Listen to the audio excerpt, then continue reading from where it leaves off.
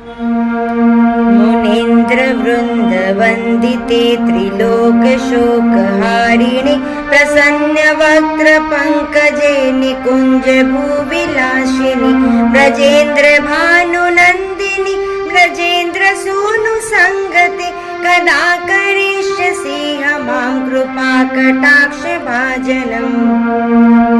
अशोकवृक्षवल्लरी वितानमण्डपस्थिते प्रवालज्वालपल्लव प्रभारुराङ्घ्रिकोमले वराभयस्फुरत्करे प्रभूतसम्पदालये कदा करिष्यसि मां कृपाकटाक्षभाजनम्।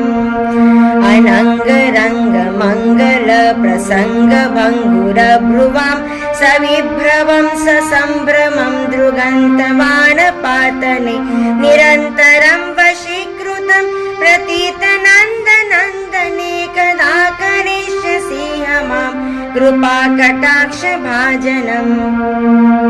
तडित्सुवर्णचम्पक प्रदीप्त गौरविग्रहे मुखप्रभापरास्तकोटिशारदेन्दुमण्डले विचित्रचित्रसञ्चर चकोरशावलोचने कदा करिष्यसि मां कृपाकटाक्षभाजनम्। मदोन्मदातियौवने प्रमोदमानमण्डिते प्रियानुरागरञ्जिते कलाविलासपण्डिते अनन्यधन्यकुञ्जराज कामकेलिकोविदे कदा करिष्यसि मां कृपाकटाक्षभाजनम्। अशेषहावभावधीरहीरहारभूषिते प्रभूतसातकुम्भकुम्भकुम्भिकुम्भसुस्तनि प्रशस्तमन्दहास्यचूर्ण पूर्णसौख्यसागरे कदा करिष्यसि मां कृपाकटाक्षभाजनम्। मृणालवालवल्लरी तरङ्गरङ्गदौलते लताग्रलास्यलोलनीललोचनावलोकने ललल्लुलन्मिलन्मनोज्ञमुग्धमोहिनाश्रते कदा करिष्यसि मां कृपाकटाक्षभाजनम्। सुवर्णमालिकाञ्चिते त्रिरेखकम्बुकण्ठके त्रिसूत्रमङ्गली गुण त्रिरत्न दीप्तिदीधिते सलोलनीलकुन्तले प्रसूनगुच्छगुम्फिते कदा करिष्यसि मां कृपाकटाक्षभाजनम्। नितम्बविम्बलम्बमानपुष्पमेखलागुणे प्रशस्तरत्नकिङ्किणी कलापमध्यमञ्जुले करीन्द्रसुण्डदण्डिका वरोहसौभगोरुके कदा करिष्यसि मां कृपाकटाक्षभाजनम्। अनेकमन्त्रनादमञ्जुनूपुरारवस्खलत् समाजराजहंसवंशनिक्वणाति गौरवे विलोल हेमवल्लरी विटम्बिचारुचक्रमे कदा करिष्यसि मां कृपाकटाक्षभाजनम्।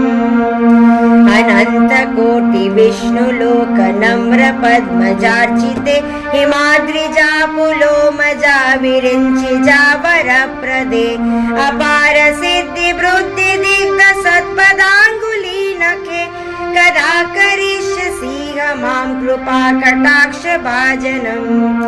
मखेश्वरी क्रियेश्वरी स्वदेश्वरी सुरेश्वरी त्रिवेदभारतीश्वरी प्रमाण शासनेश्वरी रमेश्वरी शमेश्वरी प्रमोदगाननेश्वरी ब्रजेश्वरी ब्रजाधिपेशिराधिके नमोऽस्तुते।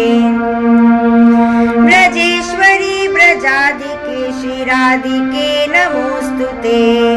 इतीदमद्भुत तं स्तवं निशम्य भानुनन्दिनी करोतु सन्ततं जनं कृपाकटाक्षभाजनं भवेत् तदैव सञ्चितं त्रिरूपकर्मनाशनं लवेत् तदा ब्रजेन्द्रसूनु मण्डलप्रवेशनं लवेत् तदा ब्रजेन्द्रसूनु मण्डलप्रवेशनं लवेत् तदा ब्रजेन्द्रसूनु मण्डलप्रवेशनम्।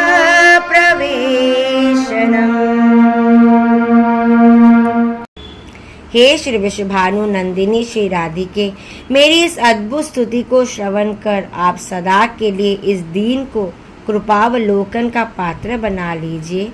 उक्त अभिलाषा की पूर्ति होते ही मेरे संचित प्रारब्ध एवं क्रियमान ये तीनों तरह के कर्म विनष्ट हो जाएंगे और तत्क्षण श्री ब्रजेंद्र नंदन के मंडल नित्य तथा दिव्य लीला में मेरा प्रवेश हो जाएगा। जय जय श्री राधे। मुझे स्वीकार कीजिए स्वामिनी जी।